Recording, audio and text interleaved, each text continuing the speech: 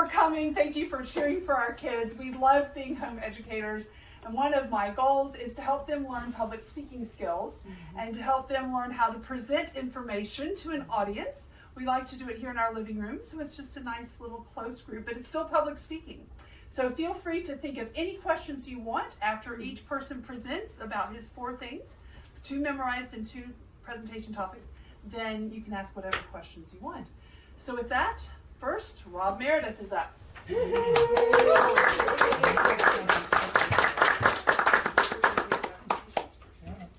Okay, who doesn't have this? I'm just realizing not everybody might have it. Okay. There you go. You're welcome. All right.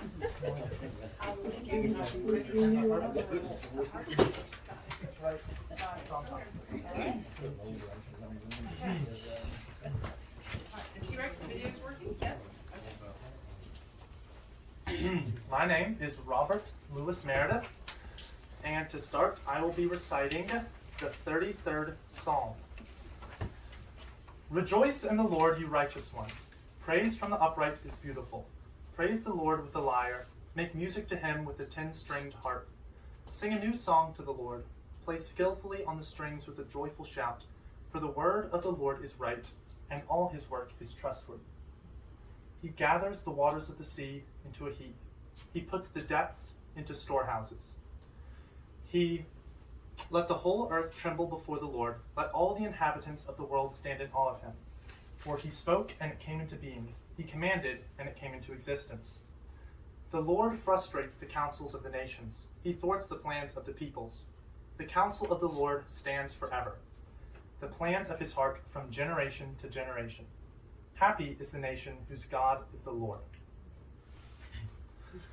The Lord looks down from heaven. He observes everyone. He gazes on all the peoples of the earth. He alone crafts their hearts. He observes all their works. A king is not saved by a large army. A warrior is not delivered by great strength. The horse provides a false hope for safety. It can deliver no escape through its great power. Now the eye of the Lord is on those who fear him, those who trust in his steadfast love, to deliver them from death and to keep them alive in famine. We wait for the Lord. He is our help and shield. For our hearts rejoice in him because we trust in his holy name. May your faithful love rest on us, O Lord, for we put our hope in you.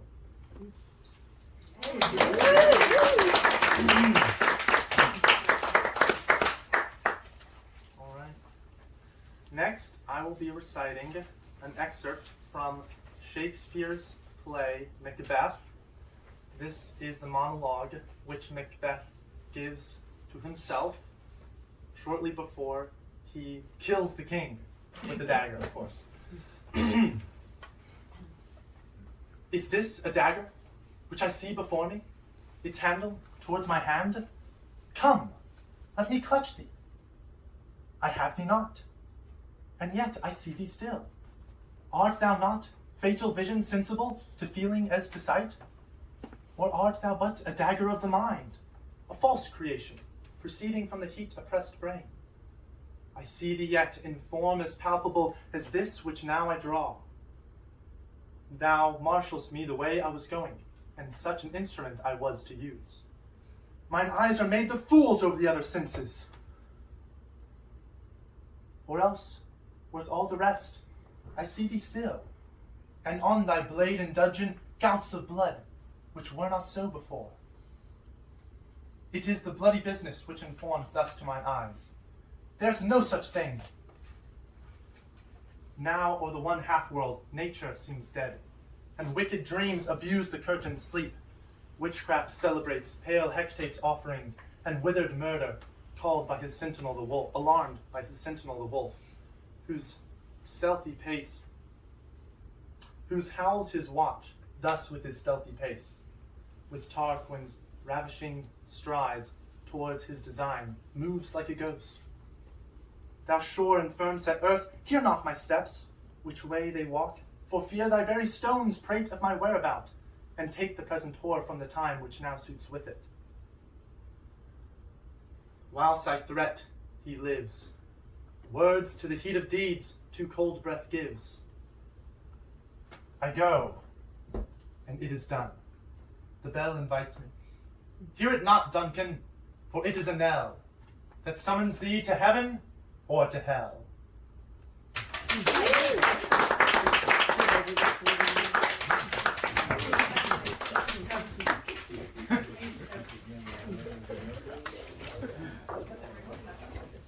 Okay. Next, I have two presentations. These aren't memorized like the last one, so. And it's my own words, so it's not going to be as elegant as the Bible, Shakespeare, but I'll try my best. Okay, first I have the heart, and I will be going over three main things: the function, basic anatomy, and then the cardiac muscles, because they're cool. I want to do something specific. Okay, so let's start with function. Your heart is a pump. That's all it is. It just pumps blood. But it is a beast of a pump. So it's pumping your whole life, anywhere from 100 to 120 times every minute. It pumps 1.5 gallons every minute and about 100 gallons every hour, and about more than 2,000 gallons every day, over 600,000 gallons every year. It pumps until you die. Sometimes when it stops, that's the reason. Sometimes it's the other way around. Okay, so basic anatomy. Your heart is divided into two halves, the right and the left, and four main chambers. The right and left, the right ventricle, the right atrium and the left ventricle. Dang it. The right atrium and the right ventricle, the left atrium and the left ventricle. There we go. Okay.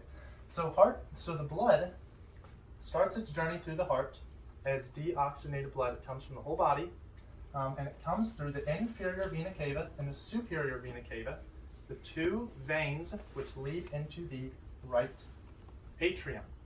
The right atrium then pumps blood through the tricuspid valve, into the right ventricle, and it is then pumped through the pulmonary valve into the pulmonary artery. Then it's divided and goes to both lungs, where it is reoxygenated. The reoxygenated blood returns to the left atrium and is pumped through the mitral valve to the left ventricle. Now the blood completes its journey, going out the aortic artery and to the rest of the body to supply oxygen. You see here I have blue and red vessels to represent blue deoxygenated blood, and red is oxygenated blood. Because of this way of labeling, a lot of people have thought that deoxygenated blood is blue. That's not the case. All blood is red. It's just a way to help distinguish. And another cool thing is that arteries generally supply oxygenated blood, but there is one artery that does not. The pulmonary artery, because it has not gone to the lungs yet, it's on its way, it's the only artery that carries unoxygenated blood. So the real definition of artery and veins is that arteries pump away from the heart and veins go to the heart. Okay. Oh, and one more thing. The pericardium is the outer lining of the heart. It's like a big sac. And it's to protect the heart, kind of keep it in place so it doesn't move around. And also, it provides lubrication, so the heart, when it's pumping all the time, it doesn't experience any friction. Because if it experienced a little friction, that would add up over a long time and be very bad. Okay, cardiac muscles. The heart is made up of a very special type of muscle called cardiac muscle. It's the only place in the body where it's found. What makes it unique is that it is super saturated with mitochondria, which gives it enough energy to keep pumping and never get tired. It also can only work all in coordination and all at 100% capacity. Your other muscles can activate in portions so that you can squeeze something a little bit or very firmly, but your heart can only activate all together. Okay. And any questions about the heart? Not yet. Yes. Okay. Yes. Well, you don't plug in the heart to electricity, so what gives it the impulse to pump in the first place? The impulses come from the brain, but they can be supplied artificially. The heart is one of the only organs that can function out of the body. You can. Now, I'm not recommending people do this to each other. You can remove the heart and supply artificial electronic pulses, and it will beat. It will keep beating. The neural anatomy of the heart is very interesting, but I didn't have time to get into it. Okay. What happens during a heart attack? What happens Maybe during you a heart didn't attack? study that. A heart attack is when. Now, I'm pretty sure this is what it is. And Miss Karen could probably correct me if I'm wrong. But heart attack is when the electronic signals through the heart become irregular, and the heart is not all in coordination anymore, so it cannot pump blood effectively. And then, since it's not doing its job, your brain loses oxygen because it's not getting the constant supply of reoxygenated blood because your heart isn't pumping very well. And then, pretty quickly, your brain will start to die, and that's really bad.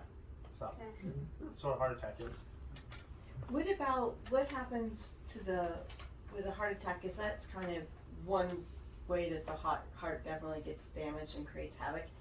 What about when the heart muscle itself is damaged or affected?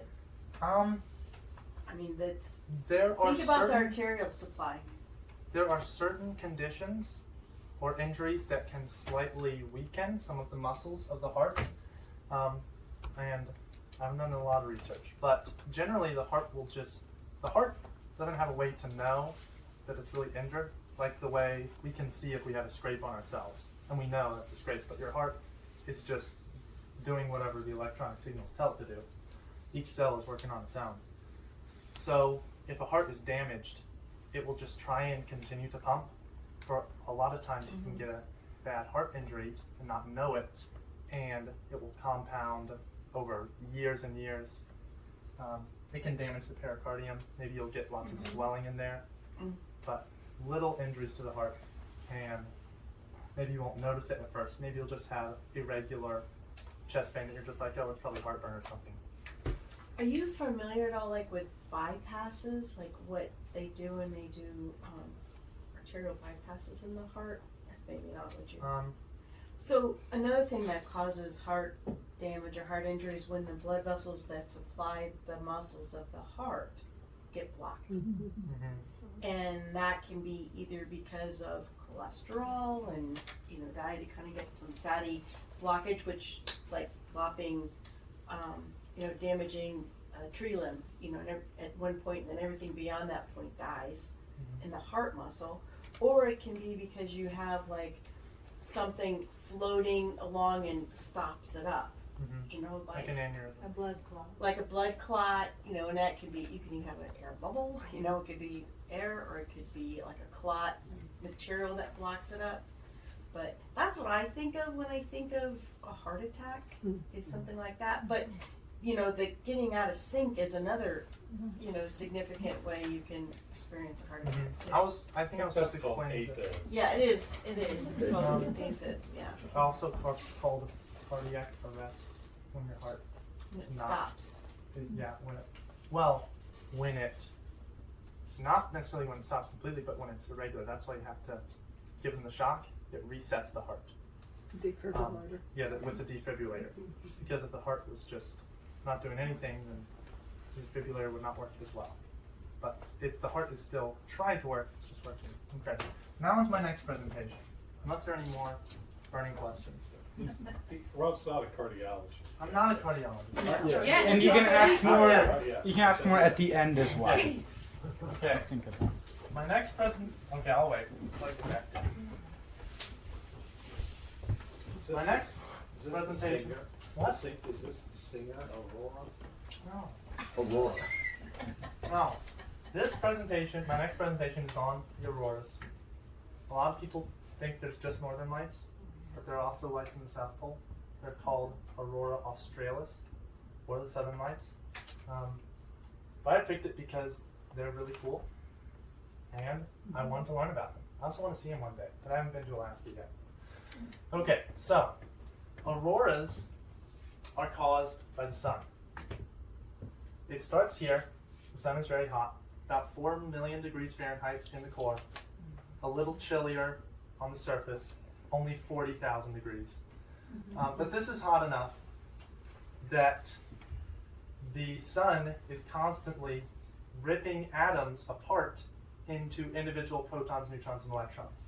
And this force is very explosive, so it shoots these particles, these individual particles, away from the sun, high speeds, 300 to 600 miles per second. And this is always happening. This is called solar wind. Satellites have to have special protection against it. And the Earth has a very special protection against it called the Earth's magnetic field. So that's the next thing. About 3 or 4 days after the particles are exploded from the sun, they reach Earth, and most of them are deflected by Earth's magnetic field. But some of them go into the magnetic field and they become charged. And so they are attracted to either the North or the South Pole. They're attracted evenly such that all aurora displays are symmetrical in the North and South Poles. So an experiment was done a long time ago by some people I forget the name of. But they observed the auroras in the North and South and took pictures at the same time, and they took a bunch, and all the pictures matched up perfectly. So they come in, they enter the atmosphere, these charged particles, and they collide with gases in the atmosphere, and they burn up when they collide, emitting light. Okay, now depending on how high up, depending on which molecule they hit, they will release a different color. Most auroras occur between the 75-mile altitude and 150 miles. For some reference, if anyone sees these bottom two lines, they're very small, but the bottom one is about 4 miles, or 3.8, and that's where the air stops being breathable. The next one is 6.3 miles, and that's the cruising altitude of most airplanes. Then here you have 62 miles, which is considered to be the edge of space, but really the atmosphere just gets thinner and thinner and never stops getting thinner. And then you have right here 254 miles, and that's where the International Space Station orbits. Okay, so if these particles hit very high altitude oxygen molecules, they'll burn a bright red. If they hit low altitude oxygen molecules, they will burn a bright greenish yellow, sometimes a little bit blue. And then if they hit low atmosphere nitrogen, which is the most common element in the atmosphere, they will burn a purplish pink, sometimes dark blue. The lowest the northern lights can be is about 50 miles elevation, and the highest they've ever been observed to be is 620 miles, which is over twice as high as the International Space Station orbit. So maybe some of the astronauts up there, they looked up, saw some northern lights. Might be a cool experience. So most of them, since this is the edge of space, most of them occur in what we consider to be outer space, but it's not really a vacuum yet, because there are clearly enough atmosphere molecules for them to collide. Okay, some more things about northern lights. Northern lights, well, auroras in general. Northern lights is just in the North Pole of Earth. Auroras need two things to occur. They need an atmosphere and a magnetic field to be charged and pulled to the poles. So this means that other planets in the solar system also experience auroras. Jupiter has auroras, and they've been photographed. You could look them up. Not really good, very good photographs, because not very many spacecraft have been by Jupiter. But Saturn also has northern lights. Some of the moons of Jupiter and Saturn also have, well, I said northern lights, really just auroras. Like Triton and Titan But Mercury, the closest planet, does not have any because there's no atmosphere. And Mars, which is our next planet, does not have any because it has no magnetic field. Any questions? I have a question. So is it thinner? Is there a significance to you making the pink thin? Is that because the atmosphere is thinner and there's less molecules, or is that just? Well, the drawing was not very good. This is not really what northern lights look like. But no, there's not really any significance to it being thinner. I thought one. Yes. So you do not need to go to Alaska. I saw the green auroras where I grew up in Virginia. My father called me out to the yard and the sky was bright green. Now, sometime last year there were some solar storms and people saw auroras around here. So we went outdoors and went up the hill, tried to see these. We couldn't see them with the naked eye, but I took a photograph and the purplish red color showed up in the photograph. Wow. So why is that? Well, so solar flares can happen in greater or lesser intensity, and when lots of them occur on the sun, they will shoot more solar wind, and when more particles hit the Earth, the Earth's atmosphere at the poles, then the solar storms can be farther south. In 2001, there was a solar storm that showed northern lights as far south as Mexico. But typically the peak of solar flare activity will give very short solar storms, but it's the years before and after where you'll have bigger displays. Any more questions? When you say that Mars has no magnetic field, how do we know that? Well, we have rovers on there, and we've never drilled down below Mars' crust, but we're pretty sure that it has a solid mantle, and so because of that, its core can't rotate, and the rotation of a planet's inner core, independent of the natural rotation of the crust, is what causes the magnetic field. So Earth has a liquid mantle, which is very big, and a solid iron core. And the solid iron core is rotating independently of the crust. It's affected, and the core affects this rotation. Well, not very much, but some. But if you stuck a really long pole down there and it somehow didn't melt, you could touch the core and you'd feel it rotating beneath your feet, even though you weren't moving on the crust. Any more questions? What does it look like sideways? Has anyone ever seen the northern lights from space, like this way? You know what I mean? I didn't look that up. I didn't encounter anything about that. Yeah, can you see them from an airplane or You probably could. a space shuttle? Well, that's what I was saying earlier. I would presume so. There might not be any windows on the tops of the ISS though. Well, is there really Is what I a, said, yeah. is there really a top when there's no gravity? Well, there's a way that faces away from Earth. That's true. They do. They have But the there is- ISS. They have a viewing port that sees 360 Oh, directions. okay. So they go into there sometimes as like an initial thing to take pictures and do things, but they can see completely up, completely down, and it's Well, that's cool. But yes, you are right. On the ISS, they have equipment on all the walls. You can sleep in any orientation because there is no gravity. All right. Well, I guess. Yes. What causes the solar winds? Well, because the sun is so hot, 40,000 degrees Fahrenheit, it is destroying atoms, and well, a nuclear bomb is when you split an atom apart, right? And it releases lots of energy, as we know from history. And so that's constantly happening on the sun. And there's even more in the core where it's hotter. In fact, stars are where helium is created. Hydrogen is broken down into helium, and helium is expelled. Stars are where most elements are made, but mostly helium. they're made of mostly hydrogen and they make mostly helium. And the exploding atoms are thrown out of the sun in every direction all the time. And it's a very good thing we have this magnetic field because their particles are very radioactive. So if they were just always bombarding the Earth,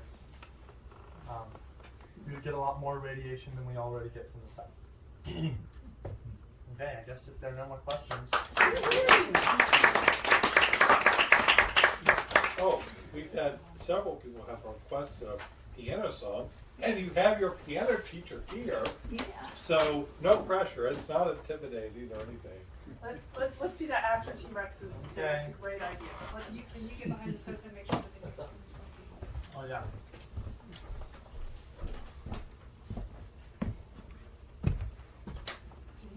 T-Rex, you're up. So Bob's making sure it's still videoing and you have a live audience. Is it still videoing?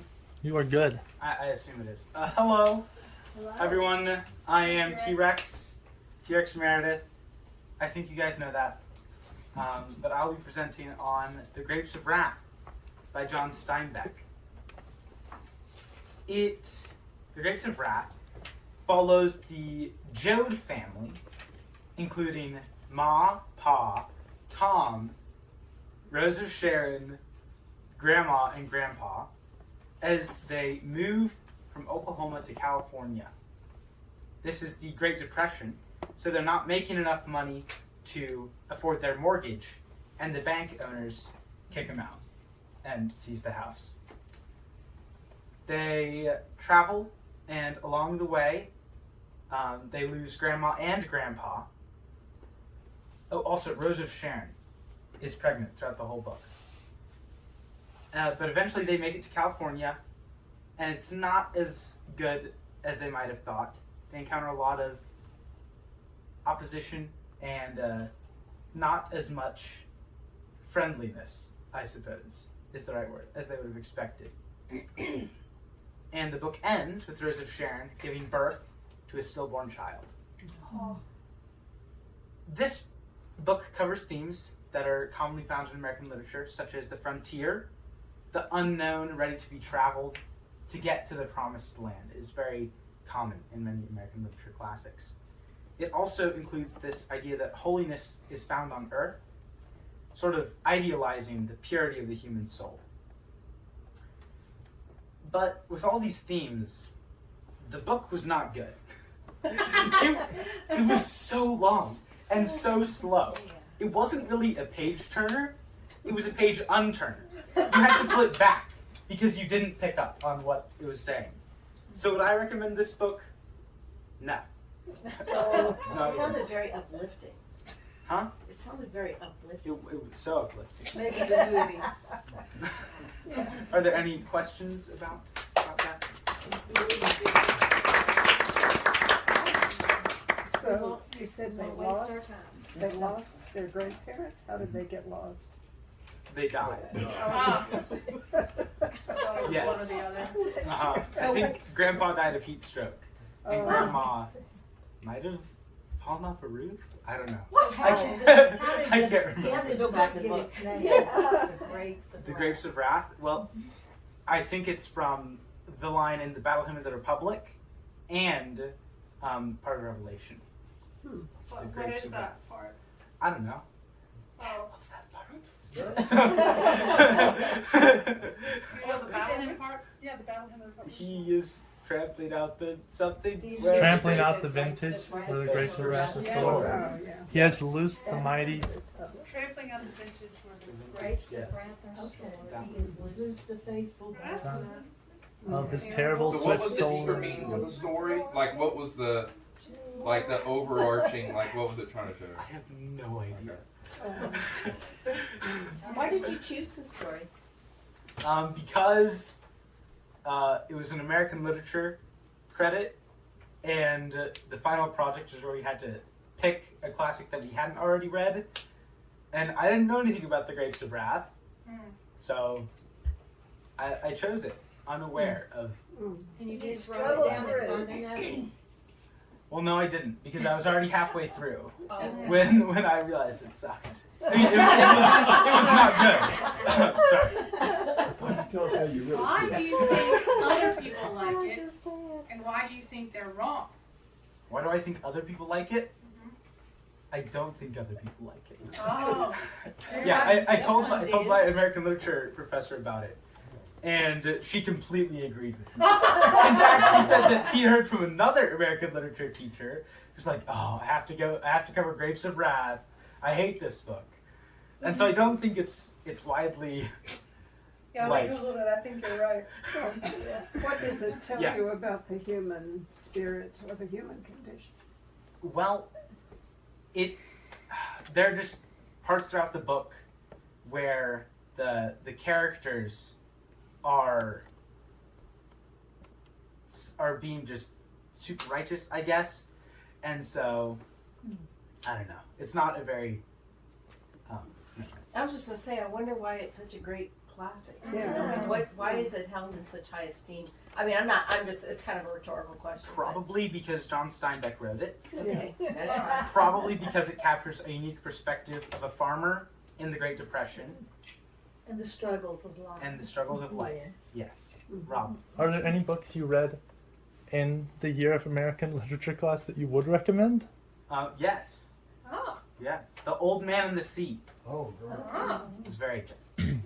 But yes, I heard that John Steinbeck better wrote East of Eden rather than Grapes of Wrath. But I haven't read that one. I'd like to, though. I might soon. Very good. Good job. It's going to be a critic. Yeah, I'm writing Literary critic. Yeah.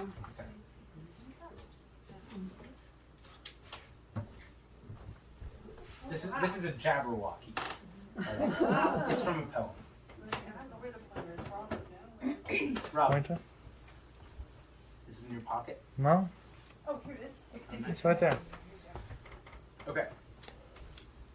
Charles Lutwidge Dawson, better known by his pen name Lewis Carroll, is a very famous author, English author. He wrote in the 1840s. His most famous work, of course, is Alice in Wonderland, and its sequel, Through the Looking Glass, which contains the Jabberwocky, which is why I drew it. What he's lesser known for is everything else he did besides being an author. He was an inventor, he was a mathematician, a teacher, and a photographer, which is pretty cool. He taught mathematics at a college of the University of Oxford. That's cool. And he invented the board game Scrabble, which is quite cool. He also invented something called the nyctograph, which I think is just so cool. This is a version I made.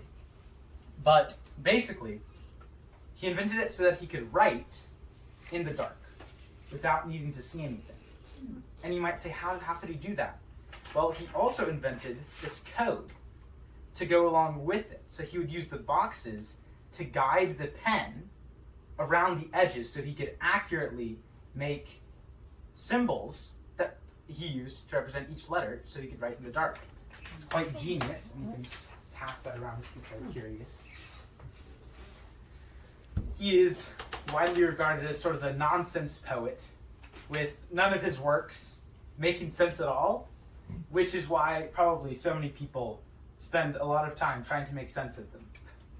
It's quite a popular thing to study. So yeah, and now I'm going to do my poem, which is Jabberwocky by Lewis Carroll.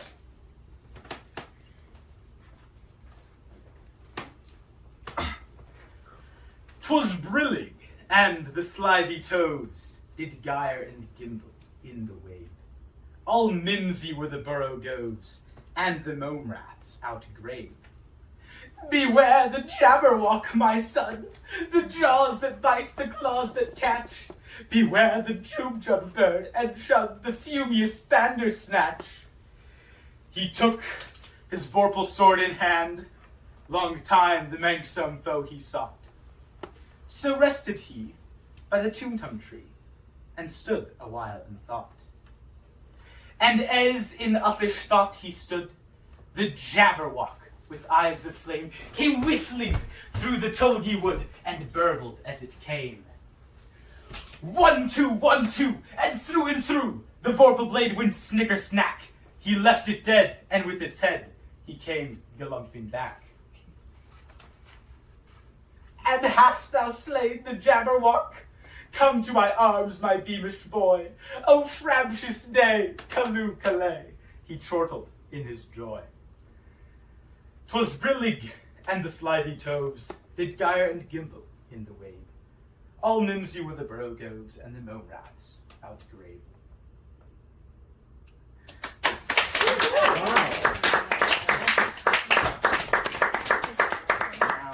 How many of those words were real? About 3. Just like There's Some drugs going on right there. I think in and hand were real, and so was sword. That's weird how you could kind of still understand it. Right? Yeah. Okay. Anyway. Any questions on this? Oh yes. Questions. I forgot. I'm impressed that you memorized that because it sounded in some ways just totally nonsensical. Yes. Well, gibberish. It'd be almost like me repeating something or learning something in a different language. I had no clue what I was saying. You know, so I'm impressed. See, I realize now I didn't have to memorize it. I could have just made up words. You could have. And I people would've wouldn't have just- second guessed it. I was telling your mom, I wonder what drugs you were on. But it just isn't crazy. Yeah. Good job. Any other questions about Lewis Carroll or Jabberwocky? Yes, Rob. What made you decide to learn this poem? Well, I just came across it one day, and I was like, "This is the greatest poem that I've ever read." Okay. You did it with The great Steinbeck feeling. that reads the Thank grapes of wrath. Your literary selections are Yes. interesting. Does this poem make you want to read through the looking glass? No. Why would you need to write in the dark? Well, If you're blind. if you're blind, that's true. But also, artists would, like writers, would often wake up with this In the middle of the night. inspiration. And by the time that they got out a candle and lit it and got their paper and their quill ready, they might have forgotten it. That's why. Yeah. Yes. Where does the name Jabberwocky come from? I think he Is made it it just up. a nonsensical? He probably made it up, yeah. Okay. I'm not sure. I just think it's interesting, the various pursuits and that Lewis Carroll and his pen name undertook. And he was creative. He created Alice in Wonderland. He was very imaginative, and that's kind of the right side of the brain working. But he was also a mathematician, and that's the left side of the brain working. So he was using all of his brain, a lot of it. Yes. And my question is, what is this? Can you explain? You did something at the bottom. Oh, I did. Yes. Well, I just wrote using the thing. I actually did it with my eyes closed. Okay. I didn't, but it's cooler if I did. Does it say something? It says Lewis Carroll Oh, because I thought it was fitting. yeah, there you go. Yes. So how does it work? I'm sorry, I didn't interrupt. When was he born and when did he die? He was born on January 27th, 1833. We won't know. Okay. Okay. All right. He died in 1889 on January 14th. And how does it work was the next question. Oh, how does it work? So it's really just a gadget if there's a pen. You can do it on the poster too. Oh, I could. Yeah. That's true. So each letter has a different symbol associated to it using a series of dots and lines. And so if I wanted to draw an E, well, an E is a line with a dot on the top left-hand side. And so I could close my eyes, I could feel the box, and I could draw an E right there using the thing. And I could do that in the dark, and the boxes help them space out the letters and keep them all symmetrical and not looking like nonsense. Was the one Lewis Carroll used different? Is it like about that size, or did it have more little I gaps think in it? I think it was smaller. Smaller, you think? Okay. Mhm. Interesting. Why didn't he just use night vision goggles? I wonder, why didn't he? It sounded like you wrote that poem in the dark. Before that, he lit the dark. Yes. All right. Good job. That's good. Yeah, you got it. I got one question. Oh yes, Did you read Alice in Wonderland? I did not read Alice in Wonderland, but I've heard it's really good. There's a quote I think, and I was going to ask you about it. And my memory's not what it used to be, but I think one of the more profound observations was it the cat? I forget the Cheshire Cat? Yeah. Cheshire Cat? She got to a Cat. fork in the road, so what road must I take? So depends on where you're going. Yeah. Something like that. And even today, I think about that, and so I said, "What should I do?" Well, Depends which on way where you you wanna go. Yeah. Okay, and now I will recite Jonah's prayer, which he said in the belly of the whale. This is Jonah chapter 2, verses 2 through 9. I called to the Lord in my distress, and he answered me. I cried out for help in the belly of Sheol. You heard my voice. You cast me into the depths, into the heart of the sea, and the current overcame me. All your breakers and your billows swept over me. But I said, I have been turned from your sight, yet I will look once more toward your holy temple. The waters engulfed me up to the neck. The watery depths overcame me. Seaweed was wrapped around my head. I sank to the foundations of the mountains. The earth with its prison bars closed behind me forever. But I turned mine eyes to the Lord. My prayer came to you, to your holy temple. You raised my life from the pit, Lord my God. Those who cling to worthless idols forsake faithful love. But as for me, I will sing to the Lord with a shout of thanksgiving. Salvation is from the Lord.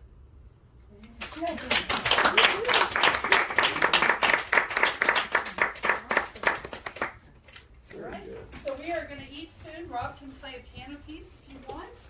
Well, there's not much to do. I just got to get the stuff out of the fridge. Wow, that was a big sign. Play my favorite. What? And you can keep asking questions as the night goes on. But Rob has been requested to play, so Oh, which one should I play? The one I like. Which one is that, though? the one Sharon likes. Do I need to turn off the phone? Is it? You always start. Is it? Yes, I love that. Yes, so pretty. And Polka Bells Cannon, I like that. Oh, that's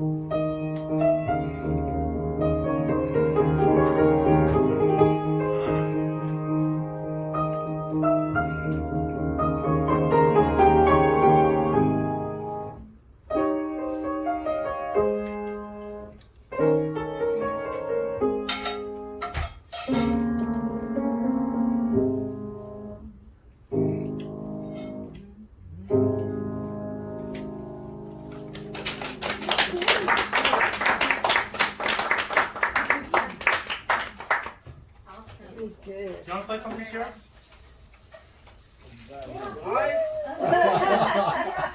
Come on. Now you figure out what to play. I'm asking, he said, I don't think so. Thank you. You're welcome. Good job.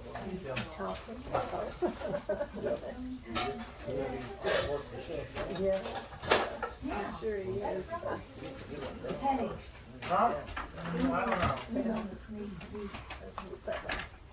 Of what?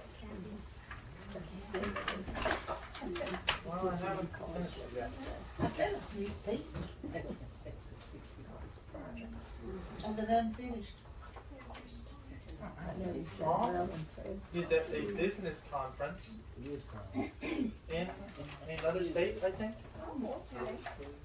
I'm not sure.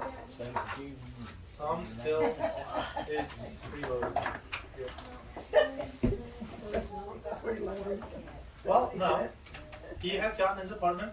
T.Rex, make sure when if you open that, you don't hit Miss Karen in the head. Yes. I think I'll just use the music. Tom? He's not going to stay until he gets married. Right. Because He lives here until he gets married. Doesn't have, Yes. yes, and Emily is living there. It's in Bristol, near the Lowe's, Oh, good. right, on Volunteer Parkway. Okay. Dear Very, Brian. very close to You're his. right, yeah. It's very close to his office. Well, and it's very close to here. Does he work as the Tech Eagles? And August 2nd. Does he work at Tech Eagles? No, Tom works at Open Minds and Cracker Barrel. Correct. Yes. He works at Open Minds Psychiatric Facility Services, something. He does not. He does not work with patients. Some would say maybe occasionally he is the patient. I don't know if I said that. We will tell him Bill said but so. I think he does all the computer stuff, and he does. No, I can't. Oh no. He does everything that his boss wants him to do. He has a bunch of titles. Like, she got enough employees that the regulations were she needed a certain officer for whatever, and so she just made Tom that. And she made Tom pretty much everything. Wow. Yes. That's And a good way to get a promotion. yeah, and she wants to keep promoting him. She essentially wants to give the whole business to him in like 5 or 10 years or something. But yes, she likes Tom a lot. I understand why. All right, T-Rex, you have to come stand here because then everybody can see you. The piano players can hide, but the violin It's a players better, can't it's a hide. better spot. Sorry. It's a better spot. Dominique couldn't see it. Yeah, Papa Nick couldn't see it. Now you're in the spotlight. Yeah, now I Stand am. a little bit Hold on. more. Come on over here. There we go. I'm kidding. Waiting for Sylvia. What is she in back? She's, yeah. I can just start. You can play. She can hear you in the bathroom. Huh? She can hear you when she's in the bathroom. Okay.